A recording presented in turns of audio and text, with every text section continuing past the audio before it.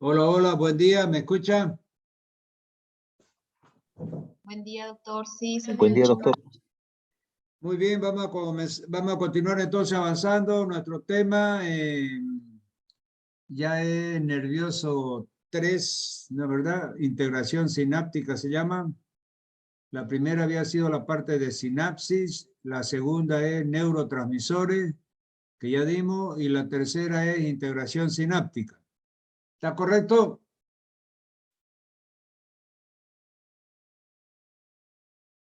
Hola, hola. Sí, doctor, está correcto. ¿O son nuevos ustedes allá? ¿Ah? ¿Tengo que darle la clase inaugural o no? ¿Ah? Bueno, entonces vamos a ir ya rápidamente a integración sináptica. Bien, han visto que nervioso es interesante, pero es medio difícil. ¿Ah? Vamos a dejar de compartir aquí porque soy... A ver. ¿Dónde está el PowerPoint miércoles? ¿Le apareció ese chat?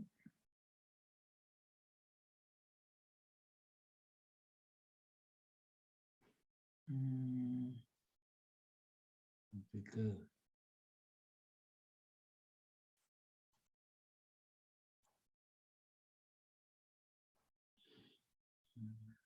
Un ratito.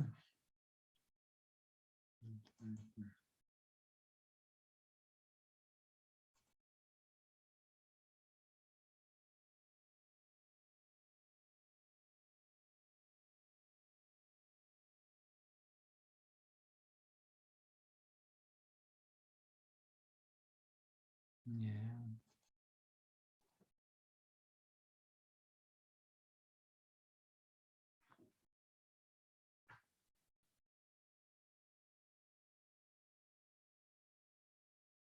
No me va a abrir esto aquí.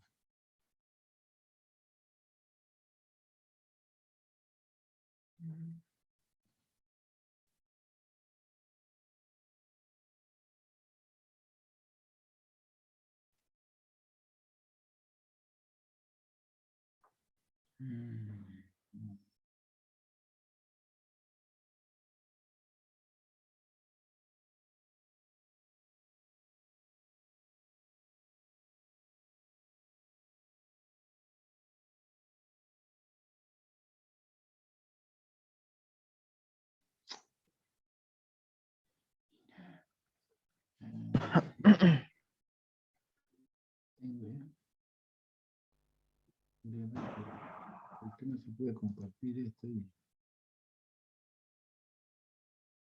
Escritorio. No sé ya.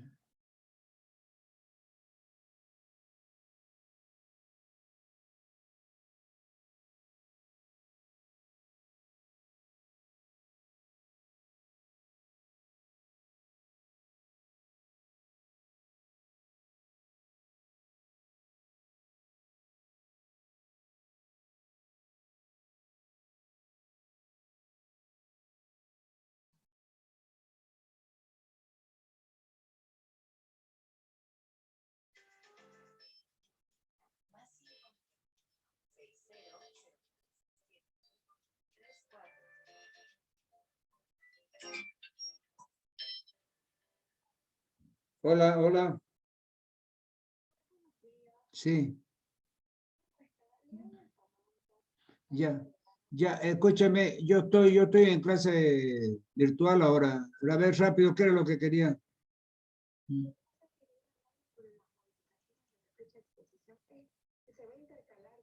Sí, sí. No, yo acabo de hablar yo al grupo 1. He terminado mi clase y le he hablado clarito yo. Sí, sí, ya, ya lo saben. Ya. Ok, chao, chao, chao.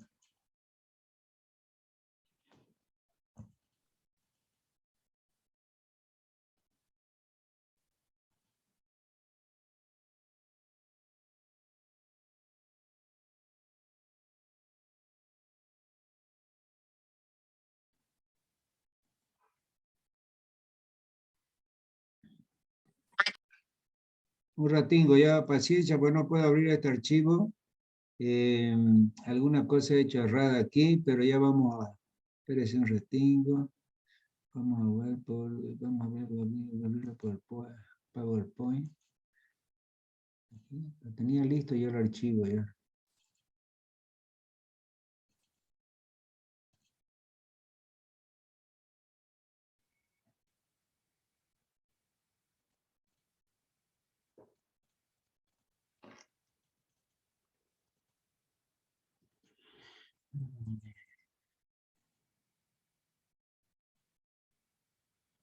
Sí, por ver documento.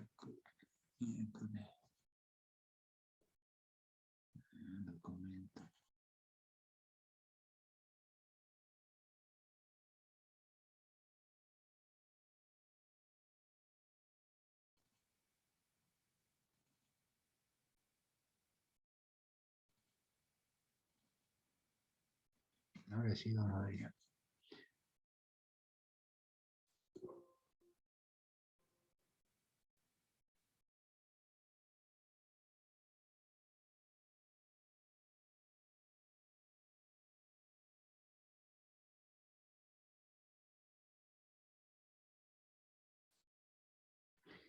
Muy bien, aquí tengo ya entonces la diapositiva que me ha costado un montón abrirla. Aquí está. Muy bien. Ok, aquí tenemos integración sináptica. ¿Se ve bien la diapositiva? Sí, Sí, doctor. doctor, sí, doctor. Muy bien. Entonces, fíjense que estamos yendo siempre desde sinapsis, desde la central sinapsis, estamos avanzando, los neurotransmisores. Ahora vamos a ver la integración sináptica, o sea, cómo se integran las neuronas entre sí. Vamos a ver los distintos circuitos convergentes, divergentes, y ese tipo de tecnología es la que ha sido copiada por el Internet prácticamente. O sea que el Internet se ha espejado en este sistema de circuitos convergentes y divergentes para crear los chips que ahora, es decir, comandan la tecnología en el Internet, ¿no? Es decir, la realidad virtual, etcétera, etcétera, está, es decir, copiada un poco de lo que sucede en el sistema nervioso central. Entonces, por eso vamos a ver esta parte importante que se llama integración sináptica. Si un único potencial postsináptico excitador no induce un potencial de acción y un potencial postsináptico inhibidor aleja la membrana del umbral, ¿cómo se produce un potencial de acción? Entonces, fíjense que ya es toda esta terminología ya ustedes lo conocen. ¿Qué es potencial postsináptico excitador? ¿Qué es potencial postsináptico inhibidor? ¿Qué es el umbral? ¿Qué es potencial de acción? Entonces, no estoy hablando chino, no estoy hablando mandarín, ¿verdad? Entonces, les vuelvo a repetir el parágrafo para que ustedes pongan su neurona en acción. Si un único potencial postsináptico excitador no induce un potencial de acción y un potencial postsináptico inhibidor aleja la membrana del umbral, ¿cómo se produce un potencial de acción?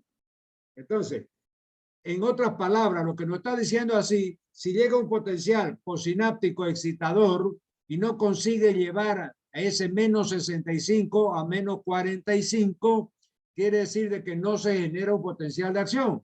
Es decir, la neurona probablemente va a quedar hiperpolarizada y va a quedar inexcitable, ¿no es verdad? Muy bien. Entonces aquí tenemos lo que se llama dentro de la neurología la sumación temporal. Fíjense que ese nombre sumación no cae bien al oído en el castellano, porque esto es traducido, es decir, literalmente del Guyton, que han hecho la traducción los expertos, ¿no? ¿Verdad? Para traducir Guyton, que es un autor americano, para el idioma español. Entonces, podría ser más correctamente hablar de suma temporal, pero yo lo he puesto religiosamente como está en el libro de Guyton, y ahí dice sumación temporal, ¿ya? Es decir, vamos a ver cómo se van sumando los potenciales de acción para producir un potencial postsináptico excitador o producir de lo contrario un potencial postsináptico inhibidor. Entonces, sumación temporal de potencial postsináptico excitador. una neurona descarga repetidamente varios impulsos que pueden o no generar un potencial eléctrico excitador. Entonces, cuando hablamos de sumación o suma temporal, nos lo está definiendo tanto en el parágrafo como en el dibujo. ¿Qué quiere decir? Cuando en el sistema nervioso, en la parte de la sinapsis, cuando tenemos una suma o sumación temporal. Fíjense, aquí tenemos la neurona con su axón, con su soma, su dendrita, el núcleo, etcétera, ¿no, verdad? Y fíjense que una sola neurona descarga repetidamente 3 veces. Fíjense, aquí pac, la primera descarga, aquí pac, la segunda descarga, aquí pac, la tercera descarga. O sea, cuando una sola neurona, a través de este cilindro eje, descarga repetidamente 3 veces sucesivas en esta otra neurona, entonces se produce un fenómeno que se llama sumación o suma temporal. Y eso sumándose, ¿por qué se dice temporal? Porque se suma en el tiempo. Primer descarga al 3 segundos. La segunda descarga al 4 segundo. La tercera descarga al 5 segundo. O sea, en el tiempo se han sumado 3 descargas de una misma neurona en el tiempo. Y eso va a hacer que se sumen es decir, los milivoltios de cada descarga. Muy bien, entonces ahora vamos a ver la diferencia con sumación espacial. Entonces, en la sumación espacial, fíjense que ya muda el aspecto. ¿Por qué? Porque aquí tenemos que la sumación espacial es la suma de la descarga de 3 neuronas diferentes. Fíjense acá arriba está el cilindro eje o axón de una neurona. Primer descarga. Aquí más abajito está el axón de la segunda neurona. Segunda descarga. Y aquí más abajo está el axón de la tercera neurona. Entonces, aquí se suma el potencial de la descarga de esta primera, más el potencial de la descarga de esta segunda neurona, más el potencial de la descarga de esta tercera neurona. Entonces, por eso es que aquí se ha convenido en llamarle sumación o suma espacial. ¿Qué quiere decir? Se suman las descargas de las neuronas vecinas que están en este espacio vecino a esta otra neurona que es la que está recibiendo la descarga. Entonces, por eso se la llama sumación espacial. Entonces, ahí está la gran diferencia entre suma espacial y suma temporal. ¿Ya? Una en tiempo y otra en espacio. Vamos a ver entonces la sumación espacial. Dice, 3 neuronas diferentes descargan sus impulsos sobre una sola neurona y esta puede o no alcanzar el potencial postsináptico excitador. Entonces, volviendo a la anterior, para que vean la diferencia. La diferencia, entonces, la suma temporal era aquí. Sumación temporal del potencial postsináptico excitador, una neurona descarga repetidamente varios impulsos que pueden o no generar un potencial eléctrico excitador. La otra forma, sumación espacial, 3 neuronas descargan repetidamente 3 neuronas diferentes. Entonces ahí tenemos la suma o sumación espacial.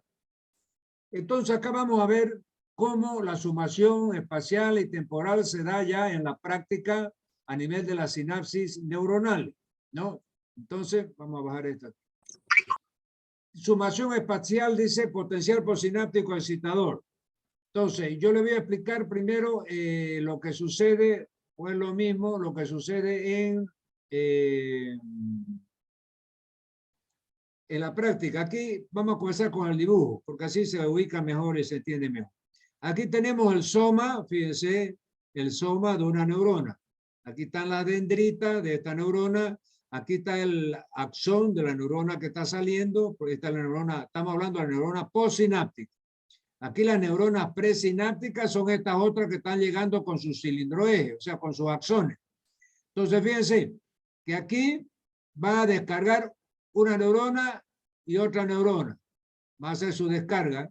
Y aquí está el cilindro eje de una tercera neurona.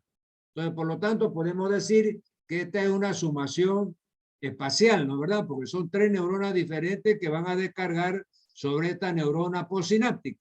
Y fíjense que las descargas han conseguido llegar al umbral, han conseguido que esta neurona postsináptica llegue al umbral y genere un potencial de acción, que está aquí.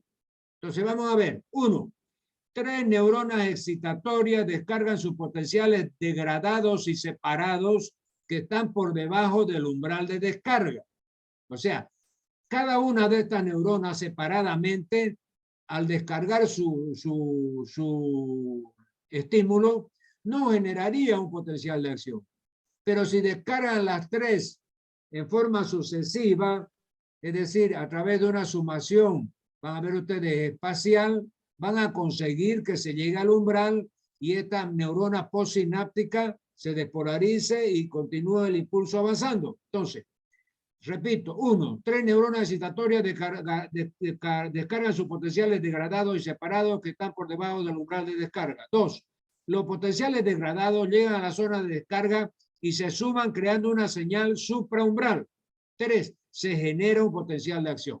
Entonces, como estas 3 descargas de 3 neuronas diferentes, es una sumación espacial, ha generado, porque ha llegado al umbral, porque si la sumatoria llega al umbral o ultrapasa el umbral, se genera el potencial de acción. En este caso se generó el potencial de acción, por eso este es un potencial postsináptico excitador. Sigamos.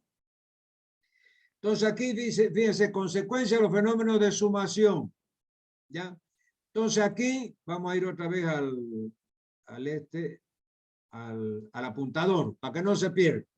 Aquí vamos a tener también otro fenómeno de sumación espacial. Fíjense que estas 2 neuronas, estos 2 axones verdes, siempre pone con verde aquello que tiene un potencial excitatorio y pone con rojo lo que tiene un potencial inhibitorio. Entonces, ¿qué va a pasar? Los 2 potenciales excitatorios de estas 2 neuronas diferentes por sumación espacial van a estimular esta neurona. Y hay un potencial inhibitorio en rojo. Entonces, ¿qué va a pasar aquí? Dice, 2 potenciales excitatorios están disminuidos porque se suman con un potencial inhibitorio. 2. La suma de los potenciales está por debajo del potencial de umbral, por lo que no se genera un potencial de acción. O sea, si ustedes hacen la suma, habíamos dicho que signos iguales se suman y signos desiguales se restan. Entonces, probablemente si usted suma estos 2 potenciales positivos, ¿ya? Y le resta este potencial negativo, no llega al umbral, no llega a los menos 45 milivoltios. Por lo tanto, no generan un potencial de acción. Aquí está, fíjense, no action potential, en inglés, ¿no? O sea, no llegan a generar un potencial de acción. ¿Ya? Sigamos entonces.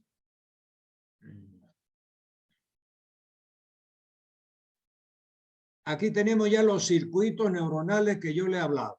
Entonces ya hemos visto, es decir, los potenciales de acción que son positivos y generan un potencial de acción, o sea, hay la sumación temporal y la sumación espacial.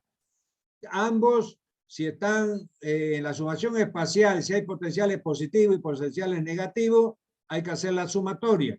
Y si la sumatoria llega al umbral, se despolariza la neurona postsináptica. Si no llega al umbral, no se despolariza la neurona postsináptica.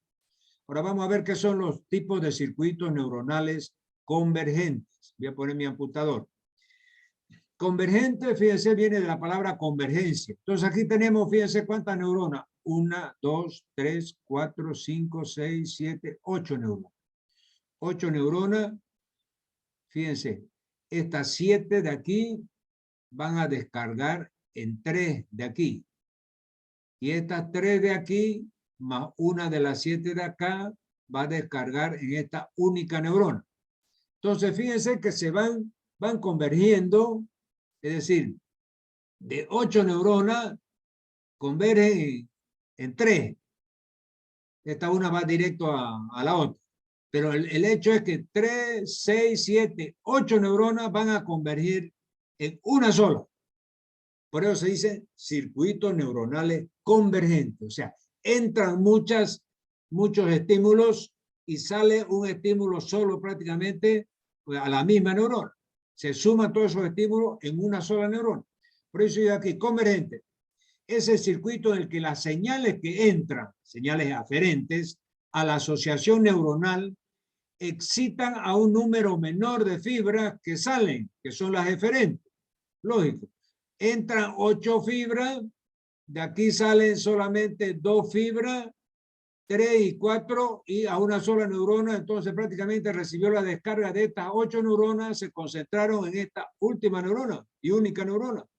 Entonces, estos son los circuitos neuronales convergentes. Vamos a ver los divergentes. Aquí tenemos al contrario, tipos neuronales o circuitos neuronales, pero ya divergentes. Fíjense que aquí entra el estímulo. Vamos a poner el apuntador para que me siga. Aquí entra el estímulo de una sola neurona y fíjense, se distribuye a 3. Estas 3 neuronas ya distribuye, esta una distribuye a 2, esta una a otras 2 y esta una a otras 3. Entonces fíjense, ha entrado un solo estímulo de esta una sola neurona, una sola fibra aferente ha entrado aquí y salen, fíjense, 2, 4, 6, 7 estímulos eferentes que salen. Entonces entra uno que es el aferente, después depolariza estas 3 y al final llegan saliendo, fíjense, 8 estímulos eferentes, o sea, entra un aferente y salen 8 eferentes. ¿Ya? Entonces, vamos a ver divergencia. Estos son circuitos divergentes. Las señales que llegan aferentes a una agrupación neuronal excitan a un número mayor de fibras que salen, eferentes. Por sumación temporal de las eferentes, obtiene sumación espacial de las eferentes. Entonces, aquí, ¿qué quiere decir? Si esta una, por eso esto es complicado, pero yo le voy a explicar. Aquí esta sola, una neurona, hace 3 descargas en 3 diferentes neuronas, fíjense, pero es una la que descarga. Entonces, esta es una sumación temporal, porque es una sola neurona que descargó en 3 neuronas diferentes. Primer descarga esta, segunda descarga esta y tercera descarga esta. Entonces quiere decir que aquí hay una sumación temporal, en tiempo, porque es una sola neurona la que descarga. ¿Ya?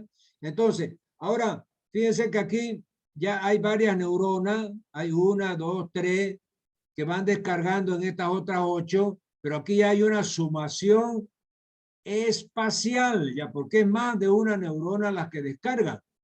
Pero en definitiva, todo el conjunto se llama circuitos neuronales divergentes. Pero aquí nos está aplicando que esta primera parte del circuito neuronal divergente, que una descarga en 3 diferentes, hay sumación temporal. Y después cuando estas 3 descargan en estas otras 8, ya hay sumación espacial. Muy bien, sigamos. Aquí tenemos entonces ya los 2 circuitos juntos para que ustedes se ubiquen mejor. Entonces aquí tenemos a la izquierda el divergente y a la derecha tenemos el convergente. Son los 2 tipos de circuitos que hay.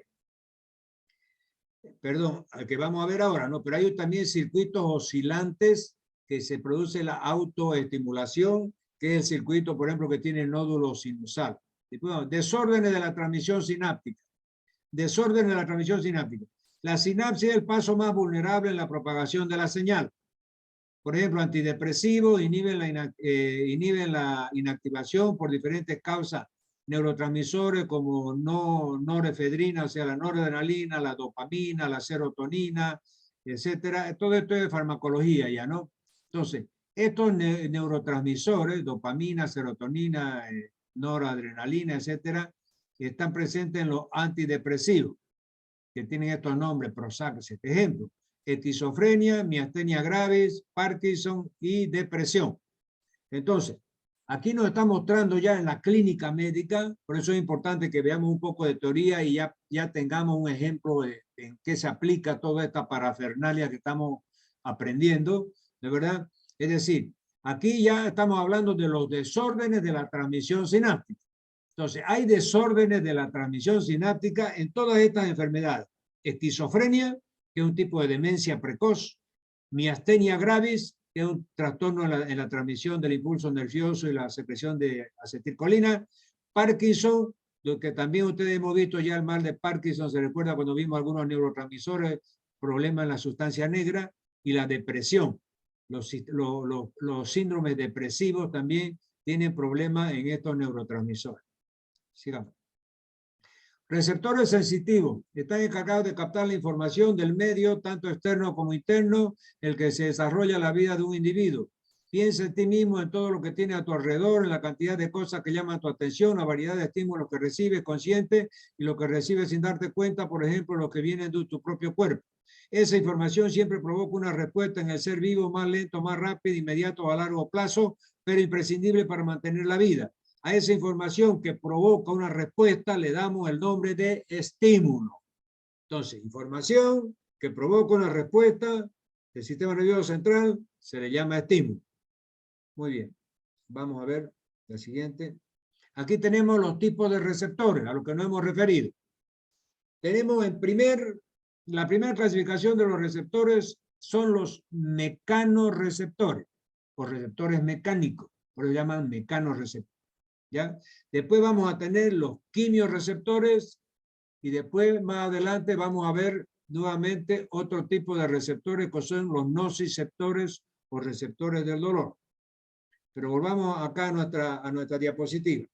¿Cuáles son los mecanorreceptores? Tenemos varios mecanorreceptores. Fíjense, tenemos uno, pero aquí nos está explicando individualmente.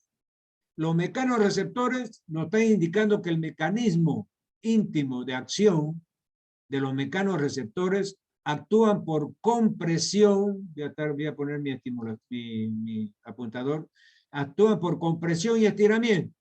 Vamos a ver esos mecanorreceptores, por ejemplo, están en las articulaciones, en los tendones, por ahí. Cuando hay compresión o estiramiento de ese tendón, ahí se estimulan estos mecanorreceptores. Luego tenemos los termorreceptores. Como su nombre lo indica, son estimulados por el calor o el frío. O sea, por los cambios de temperatura. Eso llaman termorreceptores. Luego tenemos los nociceptores. Fíjense que noci quiere decir dolor. Son los receptores del dolor. Entonces, aquellos receptores que captan la sensación dolorosa se llaman nociceptores. Estos reaccionan a lesiones físicas o químicas. ¿Ya? Después tenemos los receptores electromagnéticos, por ejemplo, la luz. ¿Ya?